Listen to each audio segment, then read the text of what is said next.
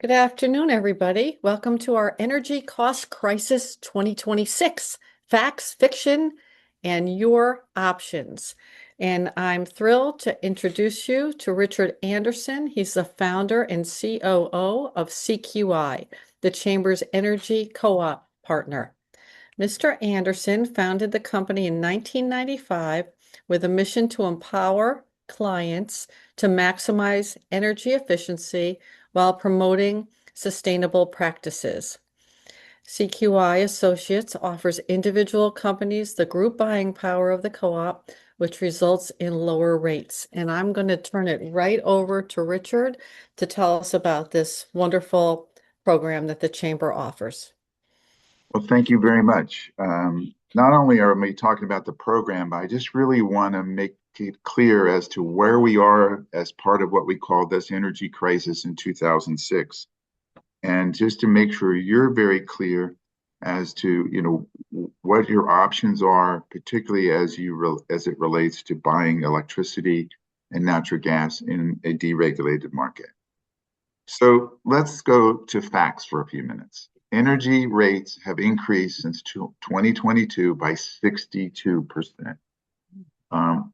Prior to the pandemic, we were seeing really low rates for multiple long-term contracts.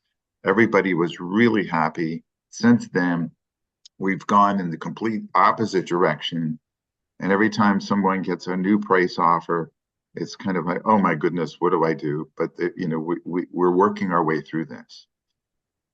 We used to have pricing at 91 cents per kilowatt hour in April 26. Today it's 14 cents.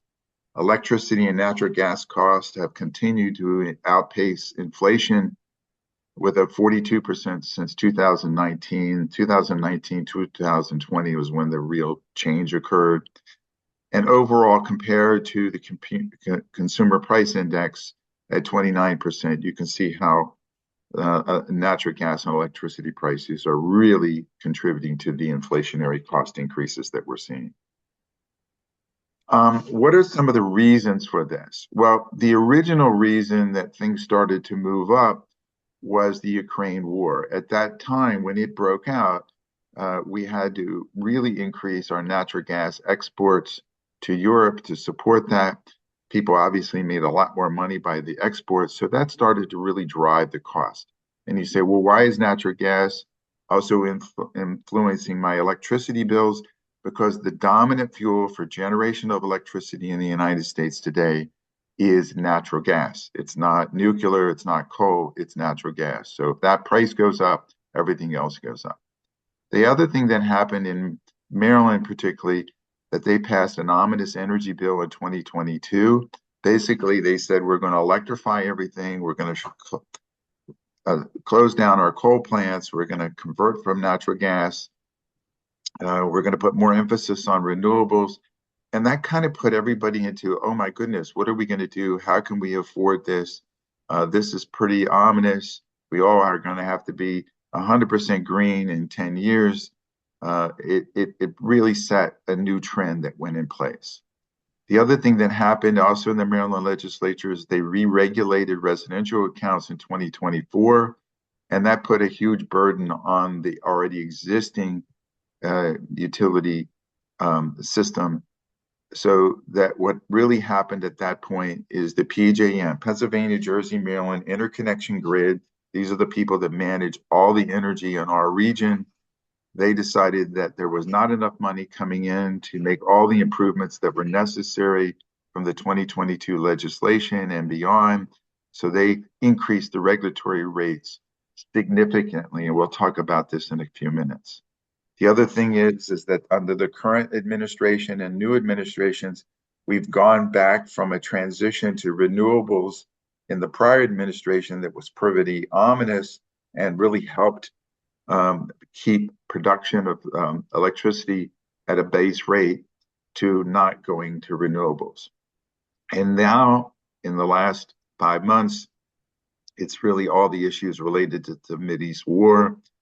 And fundamentally, overall, on a national policy basis, we lack an overall energy policy and plan that can kind of help us figure out where is the infrastructure that it needs, where do we need to build power plants, How do we meet the needs of already existing folks, not including some other things that have come out like AI?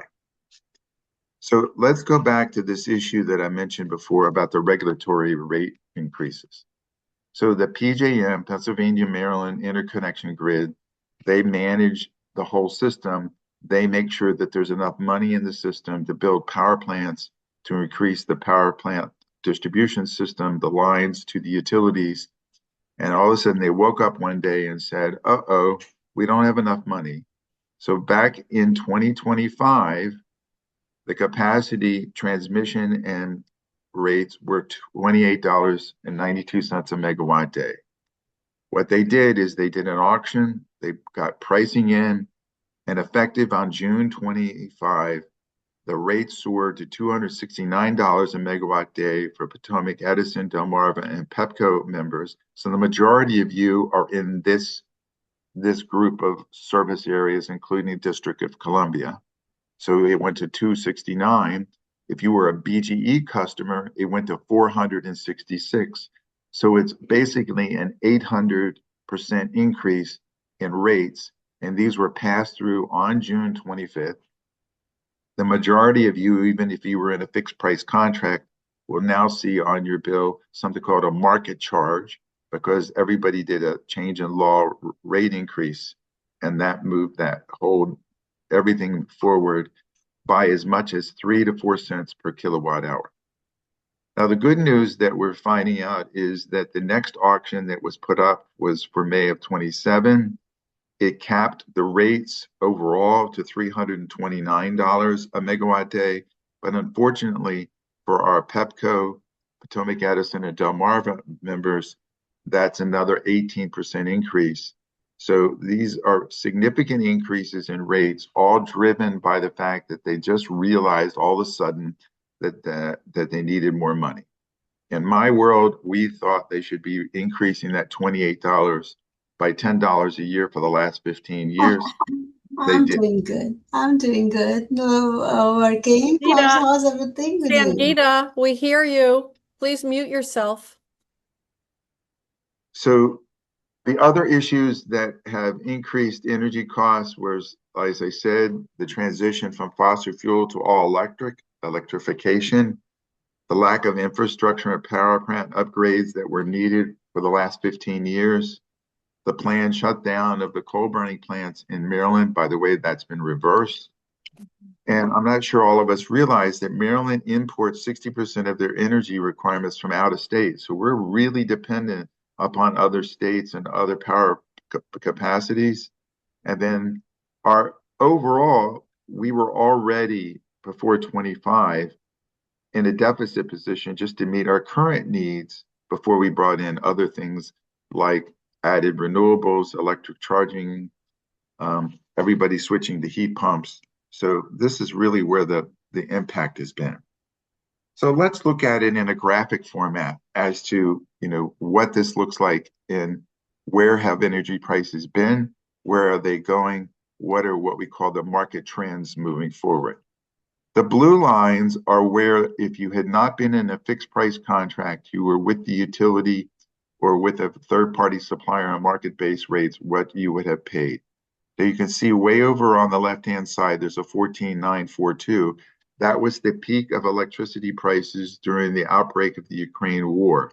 The good news is things got resolved rather quickly, and the market trended back down to that 906. The next year was a 9.5, a 9.9, a 10.2.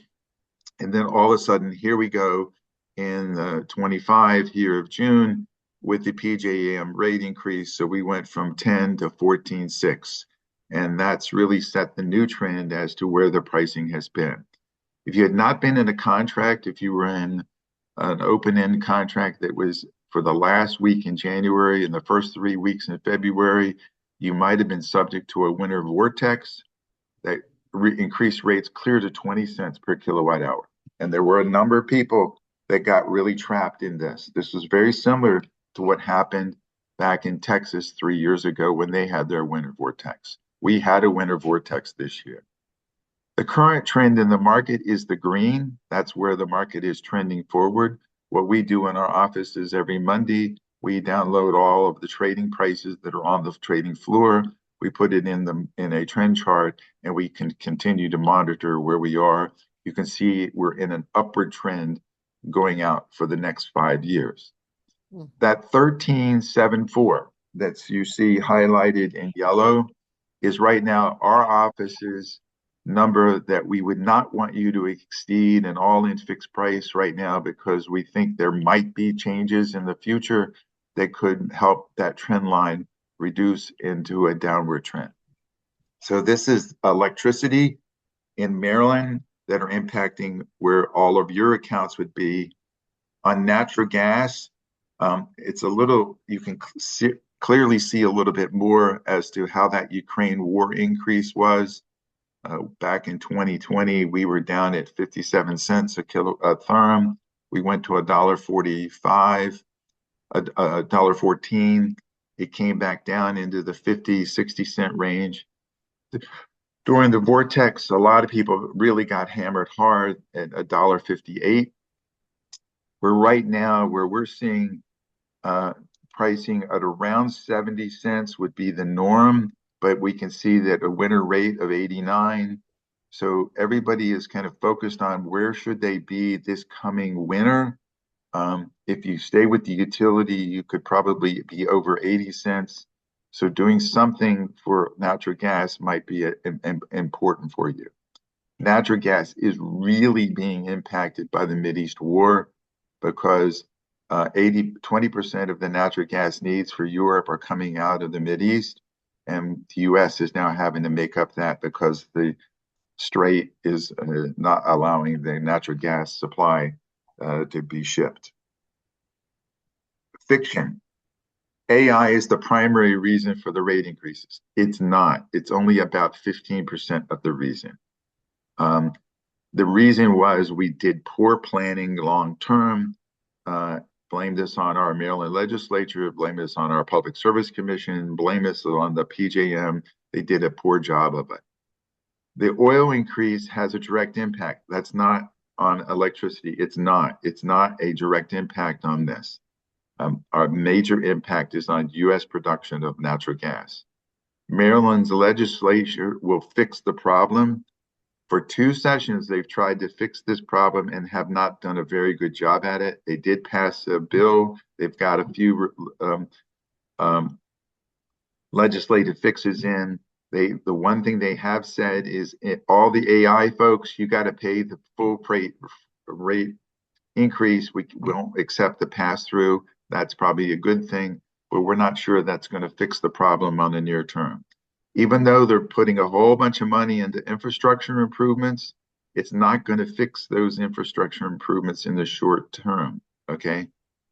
And then a lot of people have just thrown their hands up in the air and say, I can't do anything to control my costs.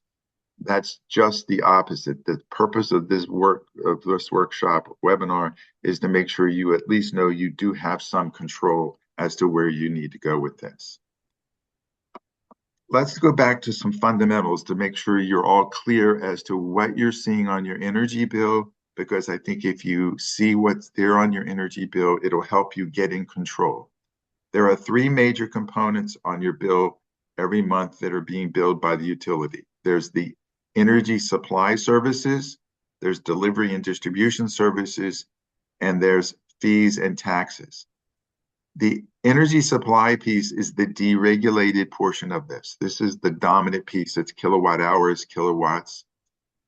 This is what the Chamber Co-op program is about. You can either stay with the utility on their rates, or you can go to a licensed third-party supplier to at least mitigate some of the cost increases and get some budget stability. So that's one component of your bill. The other one is the delivery and distribution services. This is regulated. It's from the franchised utility that you're with, either Pepco, Delmarva, Potomac Edison. Some of you may be BGE customers. You continue with that relationship. And by the way, their rates have continued to go up between 4 and 6% a year. It's not uncommon for the rate for delivery and distribution to be 50% of the cost for supply services. And then there's still a bunch of regulated fees at the bottom. These are fees and taxes. If you're in Montgomery County, you pay a pretty hefty energy bill, just Montgomery County for their fees. So these are the three components. As you look at your bills, you should be looking at all three to determine where your costs are and what's impacting it. Is it kilowatt hours or is it kilowatts? Okay. Just to give you an example of something, if you're looking at a bill, also understand that since 20 June of 25, most people are seeing an additional market charge on their bill. So this is an example of a Constellation bill for a relatively mid-sized chamber member. And you can see there's the fixed rate that they got at a 7.6, but there's a market charge that moves forward. So fundamentally, you know, they're paying now 2 or 3 additional costs. So if you're getting market charges, what you want to do is really understand what your total bill price is. What are your pricing options? So if you want to go ahead and move forward with how do you price something, up to this point, the majority of the members in our co-op program and the majority of the members who've had third-party supply contracts with others have been an all-in fixed price. This includes kilowatt hours, capacity and transmit price components. And we're unfortunately now seeing those 14 to 16 cent numbers that you saw in the market trending. And that really has an impact. Another option is an energy only price where you fix just the base energy and you allow capacity and transmission components that are built in KW to be at a pass-through based on how you use your energy, intermediate, peak, and off-peak times. And for some people, this really is a good option to keep that price from being 14 cents to maybe being 12 cents. When you do an energy-only contract, it does have the option to convert at some point to an all-in fixed. If you're a member of our co-op program and we have you in an energy-only contract, we will be doing the quarterly reviews. And capacity and transmission fees, as you saw before, are transitioned every May. And hopefully, based on some new regulations that are going in, they're going to be capped until May of 2030. That's one of the legislative things that is pending right now in front of the Federal Energy Regulatory Commission. Another option is to do a fully indexed contract with your current supplier. This is month to month where you don't do anything and stay with them. I am telling you right now, this is not an option you want to do. People did that in February and got huge increases. We're expecting now a major summer peak. There was a real big forecast here of El Nino, La Nina stuff. And it says, do not expect a huge price increase, usage. This could be the hottest summer we've seen on record. So do not be in a fully indexed contract with your current supplier. Another option is to return or remain with the utility. It's not a bad place to be. The rates are at least fixed for a period of time. This is called standard offer service rates. They do change every quarter. The rates that we now know are published through September 30th of 2026. But in the past, they have had a peak rate of over 17 cents. So if you use a lot of your energy during the peak of the day, this may not be the best option for you, but it is an option. And when you're getting pricing from your third-party vendor or your broker, you want to make sure they show you what the current utility standard offer service rate. That should be your benchmark price to compare. So you say to yourself, what do I do? How do I go about this? You really want to use the utility rate as the price to compare. I just said that. The rates for BGE are a 13.1 to a 14.5. For Potomac Edison, it's a 12 to 13.8. For Delmarva, it's 13 to 14 cents. Use that as a baseline as to where you are. Those rates have slightly increased over to September, but you at least understand that why should I pay more on an hourly basis of 14.5 if I can go back to the utility? On natural gas is basically where the price is from what we call the Houston hub through to do what is delivered to us. Basically, right now we're at a 668 per decatherm. That translates to 66 cents per therm. The winter is projected to be 87 cents. And right now, I just want to say to everybody, you need to keep your electricity rate at about a 13.5 or lower for 12 months, and you need to keep your natural gas pricing at about a 72 cents or lower for the first 12 months to not be overly paying for where we think things are at this point. If you want to know how to evaluate what you're currently paying, go to your bill, take off the sales tax. Okay, so here's the example, $4,450. The sales tax was $250. You're paying $4,205 that month, divided by the kilowatt hours that are on the bill at the 32,000. You're coming out with an all-in rate of 1356. That's how you calculate what you're currently paying. A lot of people don't know what they're currently paying. I want you to think through this and understand it.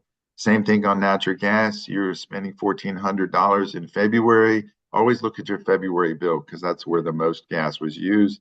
Take the sales tax off, divided by the therms used, and it'll tell you you were paying 51 cents. You really want to know where you are now versus where you need to go. This is a current rate is what you want to put in there, what the utility rate is, what your third-party provider rate is, and this will tell you whether you should be making a decision to stay with the utility, go with the third-party supplier, determine where you want to go, ask for pricing from 12 to 36-month terms. A lot of people are really not sure of what their risk tolerance is. Are you a short-term person or a long-term person? We find that that's kind of where people are.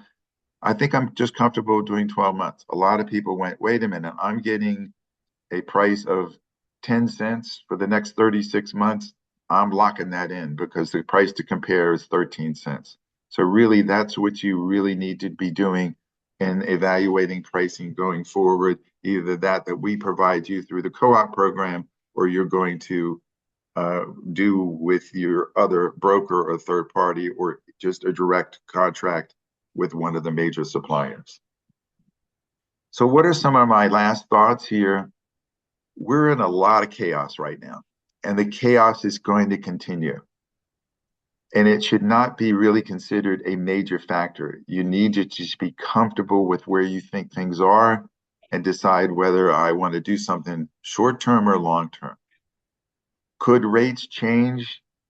I can't tell you anymore. I've done this for over 50 years. This is, they change every day. If you're comfortable with the number that's there, if it meets your budget, that's what you want to do. What are some of the key factors moving forward right now? Is whether the Mideast war will continue or stay on hold, or will we go completely into redoing the war? Every time there's an announcement, we see market rates change dramatically the next morning. Okay, so it's just where we are at the ceasefire position we're in right now. It's allowing pricing to be at a much more level position. Will there be legislative changes? I think the only major legislative change that will really have a major impact is that the federal level and the state level is they're going to make the AI guys, when they build the facilities, pay the full cost. And the other thing that we're finding is even if they're trying to build an AI facility and go to the utility and say, I want more power plant capacity, the utilities are coming back and saying, well, it's going to be another 5 years where I can do anything. This is a longer term fix than the AI guys thought it was going to be. So they're all having to build either on-site systems or defer where they need to be. So developing legislation and cost allocation will be an issue. And the final thing is everybody's kind of now looking at where the midterms will be. All it takes is 2 or 3 seat changes, and will some of our prior policies for energy and renewables come back into effect? What will happen moving forward? I think that that's a major thing to consider. So a lot of people are saying, I'm not sure I want to do something long term. I want to do something short term and get past these 4 or 5 key factors. If you see an offer that's equal to or better than the utility rates, you may really want to lock that in for 12 to 18 months moving forward. If it's way lower than that, you might want to even consider doing something longer. If the offer is 12 cents per kilowatt hour and 68 cents per therm, consider signing that contract at this moment, either with us through the co-op program or with your other vendor. These seem to be the good benchmark numbers, particularly when you saw where the numbers were on the market trend charts in the 13 to 70, 80 cent range. So that's kind of where our message is at this point. Obviously, if you have any direct questions, you can come back to the chamber and ask them. They know a lot about what's going on and how to get other resources. But if you would like to talk to me personally, here's my email. It's easy at Richard@CQI Associates. You can call me on my direct number. It's immediately available. Our full service team is available to also support you. Majority of our staff have been working with you for 15 to 17 years. So we're all here. We know what you've been doing. We know how to support you. And we really appreciate the chambers giving us the opportunity to at least share this message with you all. Well, thank you so much, Richard. The first question I have is, what does a business do next? If they are, the first thing is you should, and going into the co-op, what do they do? well, the first thing to do is send me an email, ask or send you an email and say, I'd like to be a participant in the energy co-op program. The initial portion of this is no obligation. All we're going to be asking for you is we need a legal document called a letter of authorization as per the Public Service Commission regulations. We would like to see your most recent bills. Then we'll go out and get pricing. When you sign the letter of authorization, it doesn't do anything other than gives us the authority to go out and get pricing for you. You're not locking anything in. At that point, the team will come back to you with competitive pricing and show you the price options. We will show you the comparison between the utility rate, short term and long term, and what the price options are, and give you the ability to work with us to decide which one of those options are best. If you see something that makes sense for you, the team gives you the right advice and market trending that you see, then only at that point would you be locking into a contract with the designated supplier that's providing the lowest price to you.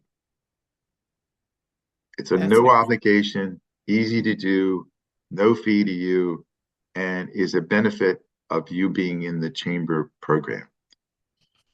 Yeah, this is open to all chambers in the state of Maryland, so that's how we have this co-op available for you. So are there any questions from anyone on today that would like to unmute and ask a question to Richard?